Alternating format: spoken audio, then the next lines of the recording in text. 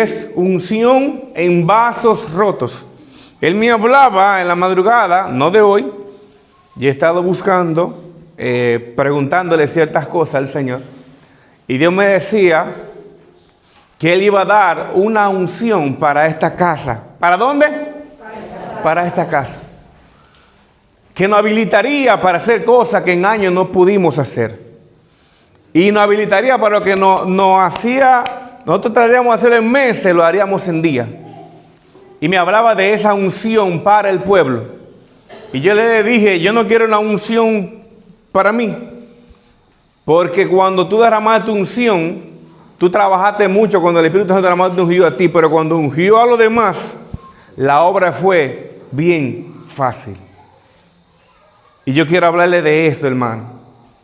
Unción en vasos rotos. Vasos rotos son personas que han sido fragmentadas, que no pueden retener por voluntad propia lo que Dios le da a ellos, sino que hay fisuras en su corazón y en su mente, y tiene un estado que está reprobado delante de Dios, que no logran retener lo que Dios le da. Lo tienen por un tiempo, pero al final de ese tiempo se va. Y cuando Dios me hablaba, me decía, tú lo vas a ver, y dentro de no muchos, o sea, que no me perdí un año, de que 10 meses, no, muy breve tiempo, me dijo. Y me mostraba este lugar que era imposible entrar, no entraba ni el aire de tanta persona, adentro, afuera. Y me decía, todos van a correr por la unción. Y Él se va a derramar sobre todo, pero no todos van a retener la unción. Por eso es este tema, que es una instrucción de parte de ¿quién? De Dios para nosotros. La unción es el poder sobrenatural que nos habilita para hacer lo que nosotros no podemos hacer. Y Hechos, capítulo 1, versículo 8, nos da la evidencia de ello.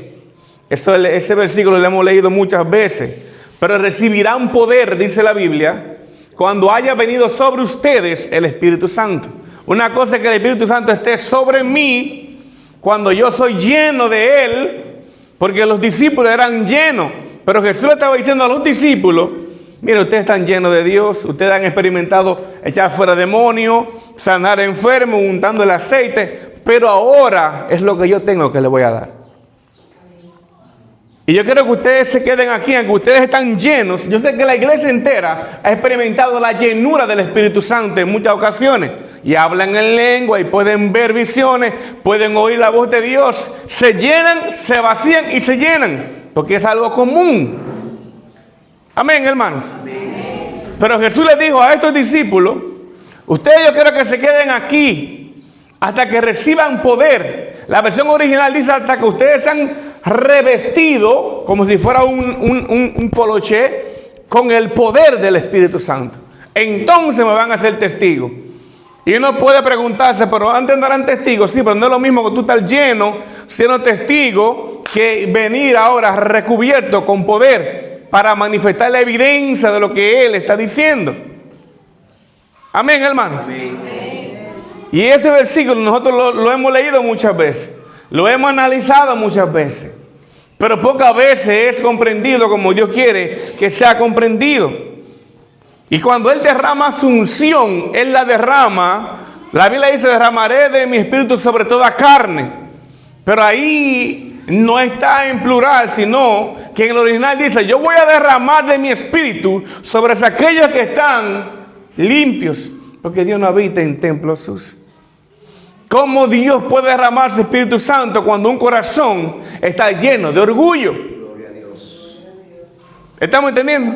Cuando tiene una mente reprobada, cuando tiene falta de perdón, cuando duerme con su esposo pero no soporta al esposo porque tiene una semana que el marido le hizo algo y ella no puede perdonarle en el momento. ¿Cómo puede Dios derramar de ese espíritu cuando sus hijos no están enfocados en Él o su Espíritu Santo? Cuando no se están moviendo hacia la dirección de Dios, sino hacia los propios deseos de ellos. Como dice Pablo, ustedes andan buscando su propio beneficio, pero yo busco lo de Cristo. Amén. Y cuando Joel dice en el original, dice, yo me voy a derramar sobre aquellos que estén calificados y apartados para ser derramados. La Reina Valera tradujo sobre toda carne, pero todo el mundo sabe que no sobre todo el mundo el Espíritu Santo se derrama. Es sobre lo que Él quiere, cuando Él quiere. Amén, hermano. Y si la Biblia dice claramente en Romanos capítulo 12, versículo 2, si no renovamos nuestra mente, hermano, no podremos tener el poder o la unción que Él quiere derramar. Serás parte del mover, pero no estarás con el mover. Lo voy a repetir para atrás. Tú vas a ser parte del mover. No es lo mismo yo decir, yo soy parte de ellos, a que yo ahora con el poder, yo soy parte de ellos. Tú eres la añadidura, pero no eres el que está llevando la rienda para Dios usarte. Y es lo que la Biblia llama vaso de honra y vaso de deshonra. Vaso de honra grande, que son copas de oro, y vasos comunes, que eran de barro, para personas comunes. Todos fueron instrumentos por el que lo hizo, pero no todos estaban capacitados para la misma persona. Gloria a Dios. ¿Y por qué le digo esto, hermano? Porque la unción, le voy a poner un ejemplo. Un vaso que se rompió fue el vaso de Saúl. Saúl profetizó cuando vino el Espíritu Santo. Y la Biblia dice, Saúl entre los profetas, porque cuando el Espíritu Santo vino sobre él, él habló en otras lenguas y él profetiza, porque había un grupo de profetas allí. Él comenzó, porque cayó ¿quién? El Espíritu. Pero dice, cayó el poder del Espíritu sobre Saúl. ¿Y dónde está eso, hermano? En Primera de Samuel. Si usted quiere, apúntelo. Primera de Samuel, capítulo 11, versículo 6. Y de ahí es que se dice Saúl entre los profetas. Para aquellas personas que están en la televisión que dicen que Dios no ungió a Saúl. Samuel capítulo 11, versículo 6. Dios no ungió a Saúl. ¿Y por qué él habló en otras lenguas y profetizó? Porque fue por la investidura del Espíritu Santo. Y se lo voy a leer brevemente porque no he venido a predicar sino a enseñar. Dice, al oír Saúl estas palabras, el Espíritu de Dios vino sobre él con poder. Y él se encendió en ira en gran manera. En Primera de Samuel capítulo 11, versículo 6. Y Samuel capítulo 10, versículo 10 dice, y cuando llegaron al collado, he aquí que la compañía de los profetas que venía a encontrarse con él, y el Espíritu de Dios vino sobre él con poder y profetizó entre ellos. Y aconteció que cuando todos los que lo conocían lo vieron profetizar con los profetas, el pueblo decía el uno al otro, ¿qué ha sucedido con el hijo de Cis? Saúl también entre los profetas. Saúl recibió el poder para él ser rey y administrar, para vencer, para triunfar, para que nadie le hiciera frente. Pero Saúl, como vaso, tenía una fisura grande y era su orgullo. ¿Estamos aquí, hermano? Y yo conozco 20,000 cristianos que son orgullosos, igualitos que Saúl. Y usted le ve ese espíritu de orgullo por encima de ellos y no se dan cuenta que son un vaso frágil que en cualquier momento se puede romper. Porque el orgullo es antes de la caída. Y todo el que tenga una Biblia, hermano, o un teléfono que tenga la Biblia, busque claramente Números,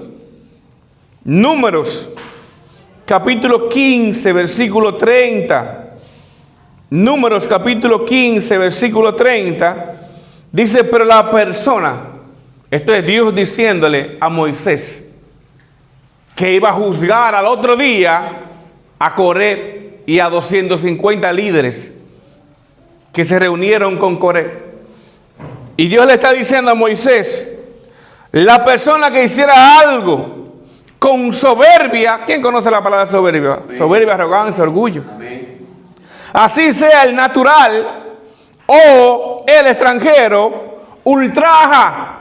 Cuando usted busca la palabra ultrajar, es un insulto grave, una ofensa, entre otras cosas más. Dios se siente ofendido y humillado cuando una persona con orgullo se para frente de él. Dice, ultraja a Jehová, esa persona será cortada en medio de su pueblo, porque tuvo en poco la palabra de Jehová y menospreció su mandamiento. Enteramente será cortada esa persona por su iniquidad. Entonces, ¿cómo es posible que Saúl recibe esta unción y él le dan una indicación y él, porque él es rey, decide desobedecer a Dios? Dios dijo mata y Saúl dijo no, yo soy el rey, yo soy el que sé de esta vaina, Dios, tranquilo. ¿Estamos entendiendo? Amén. Dios le dijo no perdone la vida de ninguno y Saúl perdonó la vida del rey y de muchos animales y le fue mal a Saúl. Amén, hermano. Saúl se perdió porque tenía una fisura en su ser, hermano. Y hay gente que tienen odio, hay gente que tienen falsedades, hay gente que tienen falta de perdón, amargura, hay gente que va y viven idolatrando, predicadores, profetas, adoradores. Y una cosa es que yo le tenga admiración, otra cosa es lo que le diga al apóstol, eso ellos corre la voz del apóstol y no a la voz de Dios. ¿Estamos aquí, hermano? Amén. Gloria a Dios, pues démosle un aplauso al Señor porque yo sé que hace calor, hermano. David recibió la unción y hizo lo distinto. Procuró conservar esa unción sobrenatural como un tesoro especial en su corazón. Por eso dice la Biblia claramente en el libro de Jueces que el Espíritu Santo se revistió de Gedeón. Y nada más 2 veces dice la Biblia en el original que Dios se reviste de una persona. Dios toma la apariencia de esa persona para convocar al pueblo. Y dice la Biblia en el libro de Jueces, capítulo 6, que este hombre recibe la unción y lo primero que hace es que le da la habilidad para tocar el chofar y convocó a 32,000 guerreros. Y este hombre se para y comienza a hacer lo que antes no podía hacer, porque vino sobre él el poder de lo alto que lo comisionó para algo grande. Y Gedeón venció con 300 y duró años dirigiendo a la nación. ¿Y qué le quiero yo decir, hermano, en esto?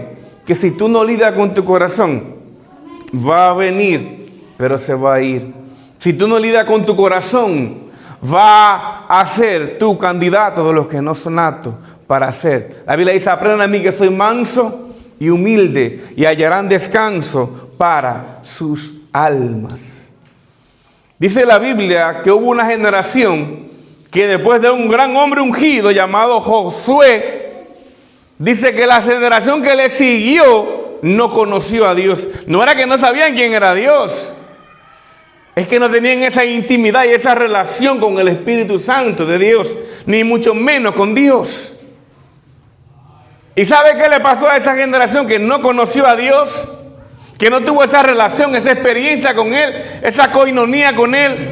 Dice la Biblia que el Dios que lo defendió, que el Dios que lo liberó, que el Dios que lo bendijo y lo metió en la tierra prometida, ese mismo Dios lo entregó en manos de sus enemigos.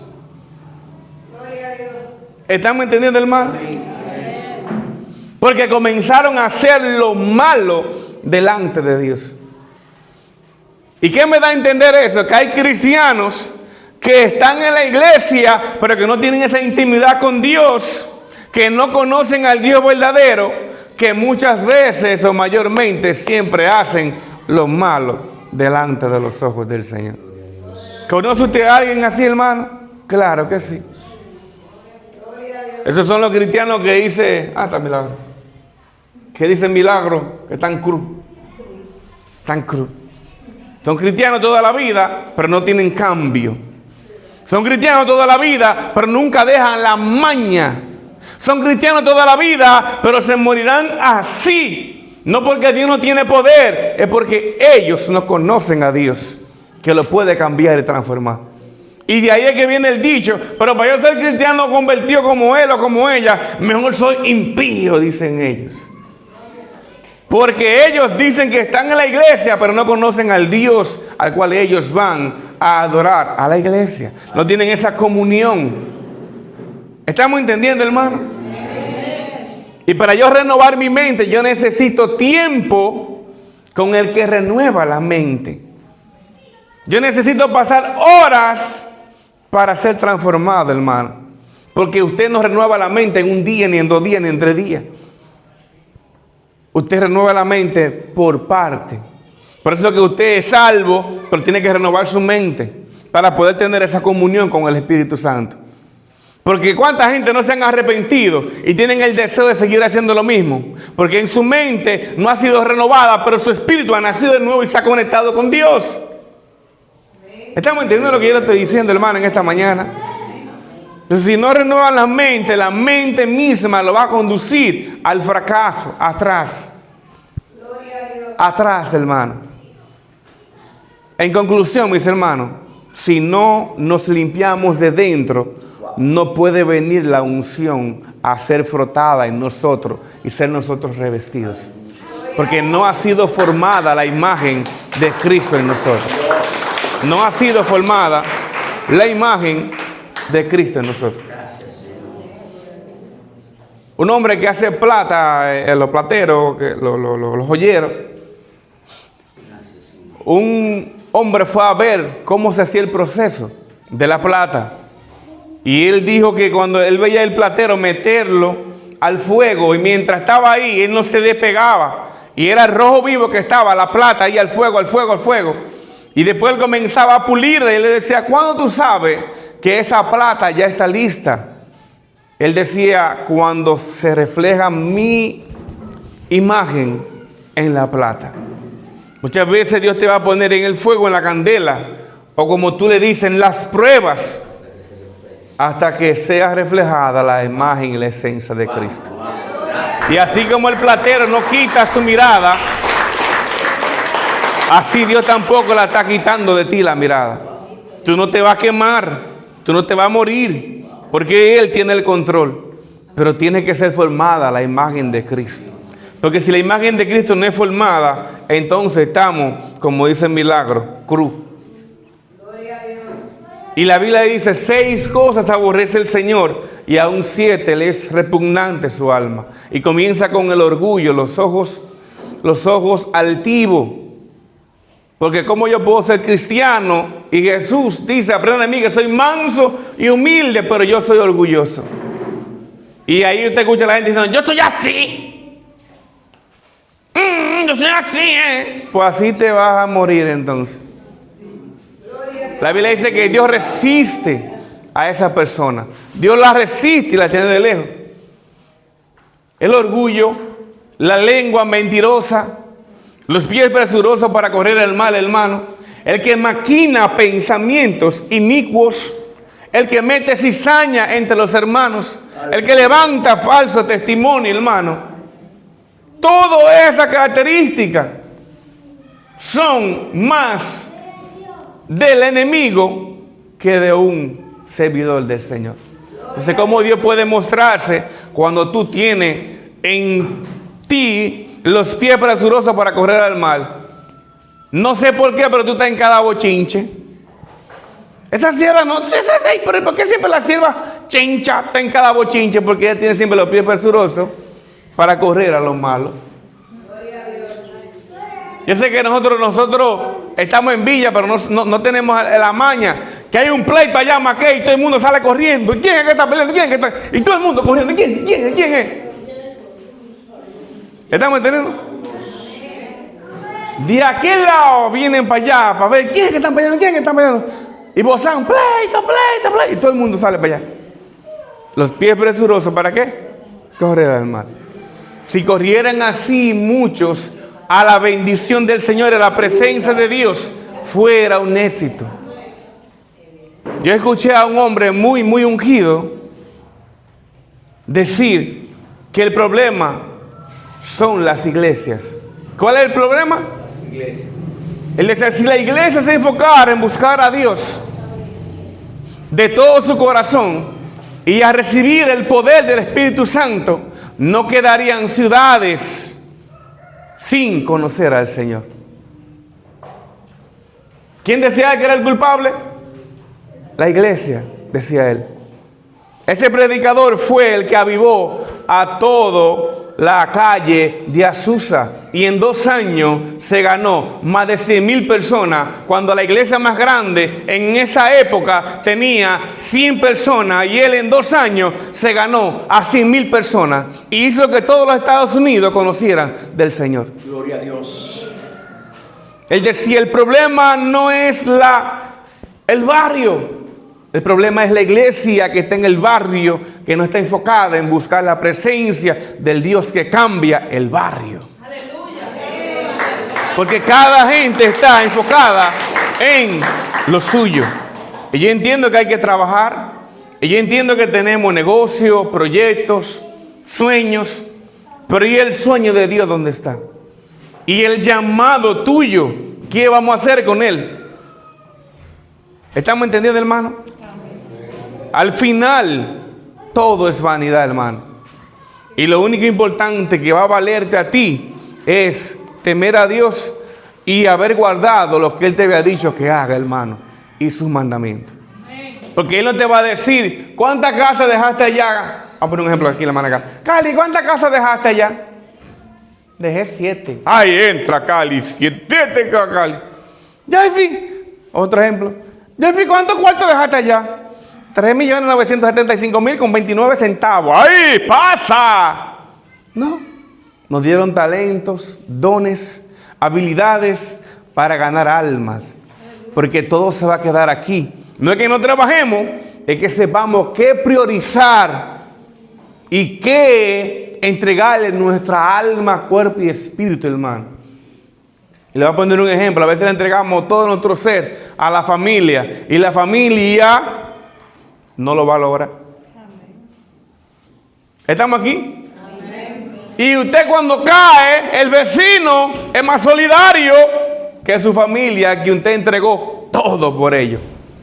Que le dio una enfermedad y usted, creyendo que se iba a morir, eso lo vi yo, a un señor de la capital, repartió los cuartos, le dio a cada hijo 10 millones, toda la casa, y creyendo que el padre a los pocos meses se iba a morir. ¿Sabe qué? Se sanó.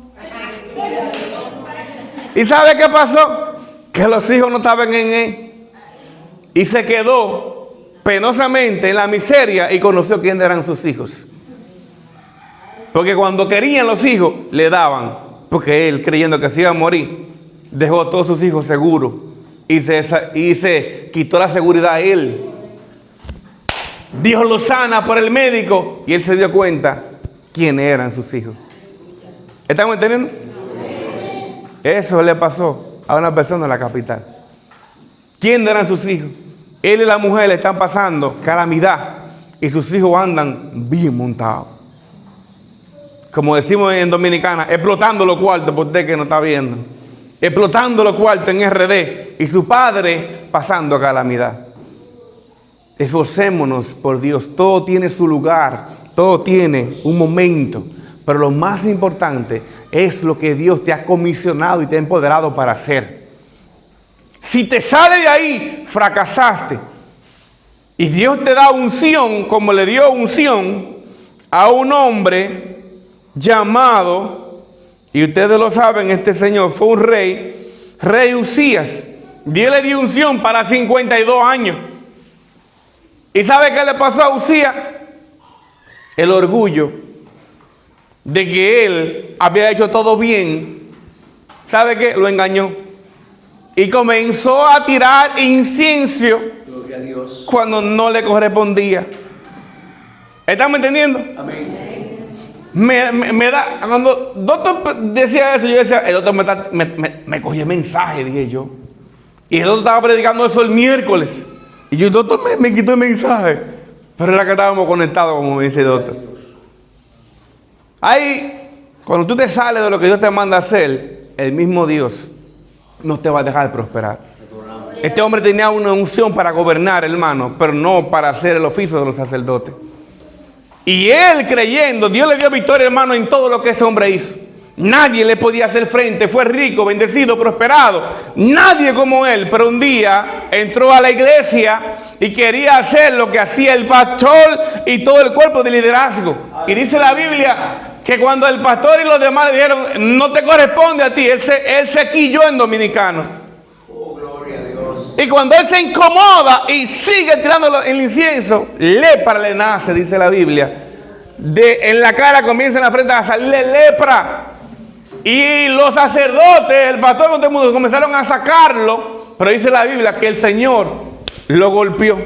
Aleluya. 50 años con una unción poderosa, hasta que se olvidó y quiso multiplicar su llamamiento.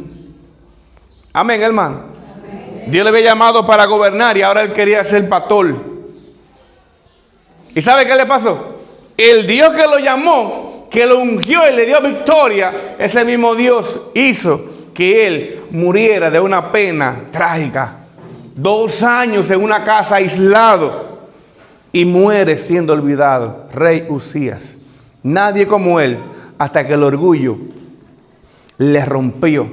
Y lo que él tenía lindo de parte de Dios, lo dañó.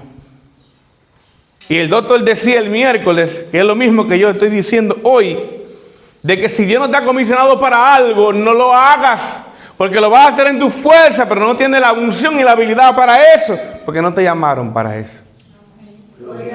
Amén, hermano. Yo conozco amigos míos que son apóstoles y no han ido a ningún lado. Son apóstoles y nada más tienen una iglesia que está respirando, pero son apóstoles, porque ellos dicen que son apóstoles.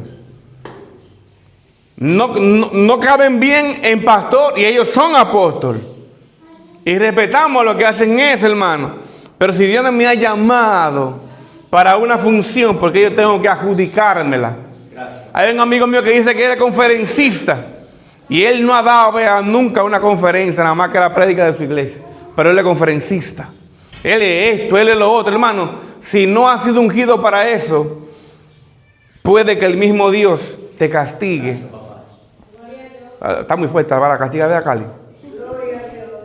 Pero ¿quién fue que hizo que le saliera la lepra? ¿Quién fue que le hizo que le saliera la lepra?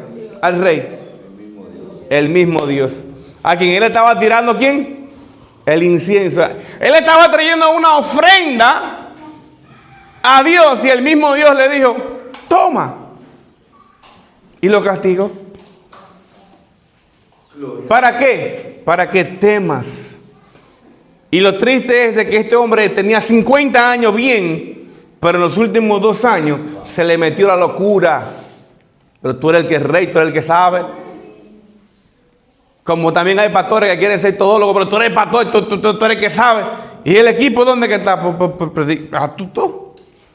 ¿Estamos entendiendo? Oh, te adoramos, Dios. Que cada quien esté en su rol. Por eso los dedos son distintos, pero útiles. Y para finalizar, hermano, y no tomar más tiempo, hermano, la temperatura está un poco caliente.